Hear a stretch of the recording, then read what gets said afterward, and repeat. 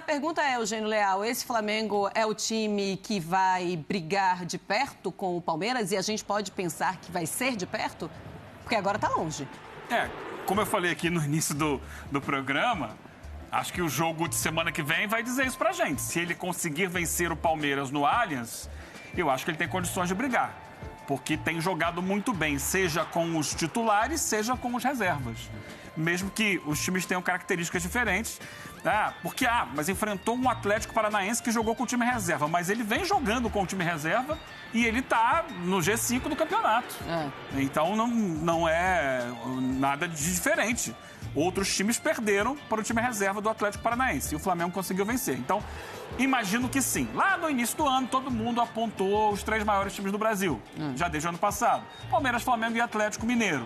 O Atlético Mineiro oscilou muito, está tentando se recuperar agora, eliminado das 2 competições paralelas. Acho que tem condições de crescer no Campeonato Brasileiro, mas está um pouquinho atrás dos 2. E a briga parece que vai ser mais lá na frente entre Flamengo e Palmeiras, com o Palmeiras tendo, nesse momento, enorme vantagem. Mas tem muito campeonato pela frente ainda. O Palmeiras tem outra vantagem sobre o Flamengo, que é já ter sido eliminado da Copa do Brasil. O Flamengo tem 3 competições, mas tem mostrado que possui um time reserva capaz de fazer como o Palmeiras lá em 2018, que foi campeão brasileiro com os reservas, enquanto os titulares jogavam as Copas, né? Acabou não ganhando as Copas, mas ganhou o Campeonato Brasileiro, por ironia. Então, acho que sim, o Flamengo hoje construiu a sua vitória no segundo tempo. O primeiro tempo foi um pouco mais difícil, mas impressionante, né? Como entrou ali a bola aérea, 2 gols idênticos quase do Fabrício Bruno, escanteios batidos pelo Marinho. Depois, no contra-ataque, faz o terceiro com o Ayrton Lucas. E o último gol de cabeça do Pedro, né? Mostra que, àquela altura, o Atlético também já tinha meio que desistido do jogo, porque o Nico, que marcava o Pedro, quando o Pedro vai para a segunda trave, ele abandona, deixa o Pedro sozinho, e aí o Arrascaeta percebe do outro lado, bate por cima da área para o Pedro fazer o gol de cabeça, sobra qualidade nesse time do Flamengo. Quanto ao Atlético, o engraçado claro, esse é o time reserva. Inclusive, falei com o Filipão, né? Eu estava lá na Argentina, né? Filipão, acho que o grande sucesso para o Atlético passar pelo Estudiantes na Libertadores foi ter conseguido bloquear a bola aérea do Estudiantes, que era a grande força da equipe. Ele falou, realmente, a gente trabalhou muito para isso. E aí, contra o Flamengo, leva um monte de gol de bola aérea no jogo seguinte. Mas sim, eram outros jogadores. Pedro e Thiago Heleno, né? Mas ainda assim, é um Filipão que deve ter falado muito isso para esses jogadores. Um Flamengo que já procurou demais o caminho do gol contra o Atlético Paranaense e não conseguiu encontrar hoje. Na Copa do Brasil. Na Copa do Brasil, hoje consegue encontrar aí por cima. Nos dois tempos de Flamengo e Atlético. Só um parênteses, uma bola aérea que tem sido um dos pontos fortes desse time do Dorival Júnior. Ótimo. Nos 2 tempos do confronto tido da Copa do Brasil e no tempo inicial de hoje, no primeiro tempo, foi o mesmo desenho. A bola não tinha entrado. No tempo final, no quarto, né, desses 4 citados, a bola entrou. O Atlético, para mim, já tinha sido frágil. Ele concedeu muito ao Flamengo no jogo de ida, mas aquela bola não entrou. Hoje ele vinha frágil no primeiro tempo, era um jogo de um time só. O Atlético não deu um chute, a bola não rondou a área do Santos no primeiro tempo, 0 finalizações, nem direção de gol, nem fora da direção de gol. Só que era um Flamengo que tinha problemas, porque você não tinha um Arrascaeta do ponto de vista da criação e você não tinha uma figura como o Pedro, que é um cara que arrasta, um cara que dá profundidade, é um cara que se movimenta, é um cara que tenta abrir espaço dentro daquela linha de 5 que o Filipão colocava no primeiro tempo. O Lázaro não funciona, o Lázaro precisa de um pouco mais de campo. Hoje, tendo que fazer uma função de 9, ele não te dá essa profundidade. Então, era o Flamengo que chegava, finalizava com problemas, gestos técnicos com problemas e problema de criação. No segundo tempo, você inicialmente parecia que o Atlético Paranaense ia tentar alguma coisa de jogo nos primeiros minutos. Só que aí você tem uma falha da bola aérea. E aí abre o caminho. E 3 minutos depois é 10-13. 3 minutos depois, novamente. Então, quando você faz 2-0, você desmonta. Parece até um replay, né? Você desmonta. O Filipão, ele praticamente volta para o banco. E aí você troca todo o contexto. Agora, é bom que se diga, 3 dos 4 tempos até aqui da proposta do Filipão de se defender não foram bons. Não foram bons. No primeiro jogo a bola entrou, hoje a bola entrou através de uma falha ali da questão. E eu acho que é muito interessante, porque é trabalhado. Quando você diz não foram bons porque teve muito susto, porque o resultado... Não é bom porque quando você se propõe a defender, a premissa de defender é você não dar chance ao adversário. O Atlético dá muitas chances ao adversário. Até um Flamengo com problemas de criação do primeiro tempo hoje, ele teve chances. Ele esbarra numa profundidade, num jogo, num homem dentro da área que não tem. Ele esbarra no último toque do Marinho, que toma uma decisão errada na hora de finalizar, mas ele dá a bola e permite que o Flamengo fique muito próximo da sua área, ele dá chance. Então ele não funcionou bem. Só que hoje a bola entrou. Então, assim, poderia ter entrado no primeiro jogo, hoje entrou. A depender, não acho que o comportamento vai ser o mesmo na quarta-feira, mas em algum momento, quando você flerta com Arrascaeta, Gabriel, com Pedro dentro de campo, a bola também pode entrar. Então, assim, fica o recado de algo que precisa mudar dessa ideia de jogo. Para o Estudiantes, quando ele trava com Pedro, com Thiago Heleno, e ele trava de fato a bola aérea do Estudiantes, é uma coisa. Então, acho que hoje ele, naquele segundo tempo, abriu o caminho. E o Atlético, que não tinha muito a ganhar, ele só tinha a perder, ele acabou perdendo nesse jogo. Abre o caminho, tem o primeiro gol, se eu não me engano, 10, 13 e 17. Em 7 minutos, o Flamengo faz 3-0. E depois repete. Aí o último gol do Pedro já é uma outra estratégia, porque tenta marcar... Você vê que o time está perdido, né? Porque estava tomando gol pela entrada na primeira área. Nos 2 primeiros gols, foi uma falha de posicionamento. O Flamengo, bem pensado, arrasta, confunde a marcação individual. No terceiro gol, já é uma falha de jogadores que entravam ali, estavam desatentos, tinham acabado de entrar. É uma sequência de escanteios 5. do Marinho. Sim. E ele batendo sempre, buscando ali a primeira trave. Depois tem um do Gabigol, logo assim que ele entra, ele bate no escanteio. E esse do quinto gol é do Arrascaeta. E aí ele já olha a movimentação na área antes de bater. E por quê? Porque o Atlético, vou bloquear a primeira trave. Só que não é só bloquear a primeira trave, é o mecanismo da área. Aí a segunda trave sobra. Aí o goleiro chega quase que caçando borboleta ali, coitado. Ele teve uma boa atuação hoje no primeiro tempo, por causa dele o placar estava zerado. Ele salvou umas 3 bolas no primeiro tempo. Então, assim, isso destrói. Agora, não dá para dizer que nos outros 3 tempos o Atlético travou o Flamengo. Ele trava, mas ele flerta com risco. Ele está trazendo o Flamengo para a sua área. Quando você traz o Flamengo para perto da sua área, uma hora o azar abraça. Não tem como com esse time do Flamengo. E aconteceu. E foi nesse segundo tempo do jogo de hoje. Deixa eu só mostrar uma tela interessante, ainda mais com reserva. Agora, que time reserva, né? Vamos falar sobre isso. Tem um recorde desses 4 gols de escanteios e a gente tem uma tela interessante para mostrar para os fãs de esporte. Vamos colocar aí, ó. Mais gols após escanteio em um jogo nas últimas 10 temporadas do Campeonato Brasileiro. Foi esse, Flamengo 5, Atlético Paranaense 0. Teve em 2021 o jogo do Fluminense contra o Goiás, que foi 3-0, e também um Cruzeiro e Goiás. O Goiás gosta, né, de levar gol de escanteio. Também foram 3 gols de escanteio, um 5-0, e isso foi em 2003, naquele Cruzeiro, torcedor ficou com saudade. Não tem paralelo também os 2 gols iguais, praticamente repetidos do Fabrício Bruno. O mesmo jogador marcando em jogadas semelhantes. Foi replay, né? Vai. Paralelo com quem? Com outro time aqui no Brasil? Não, e recentemente fazer. O Palmeiras fez 2 gols idêntico no casco com o Corinthians no primeiro turno. Não foram marcados pelo mesmo jogador. Não. Mas o Fabrício Bruno chegar no primeiro pau e marcar dessa forma... 2 e 10, 13 é impressionante. Agora, André, como a gente fala assim, é um Flamengo que pode chegar e é o principal concorrente desse Palmeiras, a gente pensa também num Palmeiras que vai jogar com esse Flamengo e depois joga com o Fluminense. Ou seja, pode ser um Palmeiras que também perca fôlego que também pode perder fôlego nesse Campeonato Brasileiro com esses adversários. Eu acho difícil, viu, Marcela? Porque, como bem lembrou o Pedro e a gente comentou no início do programa, o Palmeiras está numa situação de 2 competições. É bem menos complicado você administrar elenco, desgaste, jogador indisponível. O manejo que é necessário para times que disputam competições simultâneas quando você tem 2 em relação ao que você precisa fazer quando você tem 3. E esse mês, lembra que a gente conversava no Sport Center no início da semana passada? Acho que foi na segunda-feira passada. Palmeiras, do dia 8 ao dia 28. Só tem um jogo de meio de semana. Foi quarta-feira passada contra o Atlético Mineiro pela Libertadores. Se classificou, está na semifinal. Até o dia 28, são jogos de Campeonato Brasileiro, em que o Fluminense tem meio de semana, o Corinthians, que foi o adversário desse sábado, tem meio de semana, teve meio de semana e vai ter meio de semana. Então, é uma preocupação do ponto de vista do técnico adversário, com o jogo anterior, com o próximo jogo, ou seja, é difícil. E o Flamengo, evidentemente, que é o adversário do próximo fim de semana, também tem meio de semana, tem Copa do Brasil na viagem a Curitiba para jogar com o Atlético Paranaense. Então está todo mundo tendo que se dividir até o dia 28 contra o Palmeiras, e o Palmeiras, depois de quarta-feira passada, um jogo que foi extremamente tenso, evidente, decisão nos pênaltis e tal, aquela catarse toda, como são assim, né?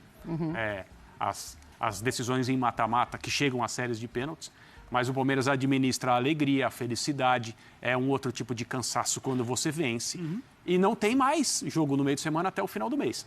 Então, eu não acho que o Palmeiras vai perder fôlego, não. Se alguém conseguir tirar pontos do Palmeiras nas próximas rodadas, e são difíceis, claro, são times capazes, vai ser por mérito. Mas e são encontros com o time mais confiante do Brasil, que é o time do Palmeiras. Nenhum time entra em campo, do ponto de vista mental, psicológico, numa situação tão boa quanto a do Palmeiras, exceto, ultimamente, o time os times do Flamengo. Sim. Por isso que o jogo do fim de semana que vem é tão bom, tão interessante e gera tanta ansiedade. Mas aí, nesse caso, já era o campeonato? Se por acaso o Palmeiras vai, vence o Flamengo, vence o Fluminense, tá nessa vibe, tá vencendo... E aí o Campeonato Brasileiro já começa a ficar muito difícil. A diferença hoje já é muito grande. São 9 pontos, né? Sim. Então, o que aconteceu nas últimas rodadas com a escalada do Flamengo e praticamente uma diferença mantida de 9 pontos, mostra isso. Quem consegue vencer em sequência assim... E no final das contas, vai subindo, vai deixando gente para trás, mas em relação ao líder, nada muda. Nada muda. Então, assim, é complicado. Aí já iria para a 25ª rodada, e aí o só campeonato vai tem um confronto andando. direto. Independentemente disso, o Flamengo tem uma chance. Ele não pode deixar passar essa chance, que é ganhar do Palmeiras no fim de semana. Não, e se a gente analisar a fotografia recente do campeonato, os últimos 10 jogos, o Flamengo tem a melhor campanha. 80% de aproveitamento, fez 24 pontos em 10 jogos. O Palmeiras fez 23. Então, conseguiu tirar 1 ponto em 10 rodadas. Em 6 não tirou nenhum, em 8 tira 2. E no recorte de 10 só tirou 1. Então, pois aí você pensa, a partir da 25ª rodada, quando cabe essa sequência muito mais complicada, quantas? Aí tem 13 rodadas, então, né? Se o Flamengo tiver pretensões, de fato, de título brasileiro, tem de vencer o Palmeiras fora de casa. Não pode pensar sair com empate ou tentar adiar. Não tem como adiar. Porque por mais que seja um campeonato de pontos corridos, o que o Palmeiras tem feito, a regularidade que esse time do Abel tem, não é algo desprezível. Então, o Flamengo, de fato, é uma final. Para o Palmeiras, é um jogo que tem uma gordura. Se o Palmeiras perder, ainda tem 6 pontos de frente, é algo considerável. Não vai ter outro concorrente chegando perto, porque em termos de elenco, quem tem mais é o Atlético e está muito distante, 13 pontos. Então, esse é um Palmeiras confortável que precisa sair minimamente da sua zona de conforto. Só vai sair se o Flamengo vencer o jogo e tem algo que dá ao torcedor rubro-negro a perspectiva de sair com um bom resultado do Allianz, que é a defesa. A defesa do Flamengo nesses últimos 10 jogos tomou só 6 gols. É a melhor defesa do campeonato nas últimas 10 rodadas. E esse, para mim, é o maior mérito do Dorival no comando do Flamengo, ter arrumado a defesa. Nenhum técnico, depois do Jesus, conseguiu fazer o que ele fez, que é tornar esse sistema defensivo confiável. Com o Renato, era um Flamengo que vez ou outra tinha goleada de 5-0, mas o torcedor via, olha o tanto que a gente sofreu, bola passando, zagueiro salvando em cima da linha. Com o Dorival, isso não tem acontecido. É um Flamengo muito seguro, que tem feito marcações muito bem encaixadas desde o campo ofensivo, e aí faz com o time reserva, faz com o time misto, time titular. Então o Dorival conseguiu, em 19 jogos sob o comando dele, não levar gols em 11. Então é uma marca considerável que, por mais que depois de uma goleada como essa de 5-0, a gente tenda a exaltar o sistema ofensivo do Flamengo, a qualidade desses jogadores, o banco de reservas, é preciso mostrar que a fortaleza hoje do Flamengo é a defesa. E o que pode fazer diferença nesse jogo no Allianz é ter uma defesa forte que consiga se segurar, sobretudo nas bolas aéreas do Palmeiras, e também fazer um jogo ofensivo, que isso é o natural do Flamengo, pela qualidade. Uma pergunta direta. Diga. Campeonato Brasileiro, então, pode ser definido nas próximas 2 rodadas? A gente já respondeu essa pergunta, eu acho que a semana inteira. Definido ele não vai ser. Agora, se você olhar para um resultado, para uma não derrota do Palmeiras contra o Flamengo e uma não derrota que seja do Palmeiras contra o Fluminense, 2 empates seguidos do Palmeiras no Campeonato Brasileiro, é algo muito difícil. Se você pensar nisso, que é não diminuir vantagem, e você hoje faltam 16 rodadas, você terá 14 rodadas pela frente. É muito difícil você projetar que o Palmeiras vai deixar escapar 9 ou 7 ou 6 pontos nessa janela. Então, a coisa vai estar encaminhada pelo que o Palmeiras faz, não é pelo que o Flamengo pode atacar, o Flamengo pode chegar. Eu entendo tudo que o Breler fala. Só que é sempre um problema maior quando se trata do Palmeiras, porque você fecha a sua casinha, você fecha a sua defesa. Só que entrar lá também é difícil. Você sai com o empate do Allianz, a vantagem está mantida. Então, assim, não é simplesmente o tabuleiro, quando o oponente é o Palmeiras, é muito complicado. Você tira de um lado, o cobertor está sempre curto, você pega do outro. Se você abre, parece que vai abrir uma vantagem, é um time muito frio do outro lado. O Palmeiras não está bem, mas ele constrói resultado. O Palmeiras em casa, o que a gente assistiu ontem foi um Palmeiras fragilizado, desgastado.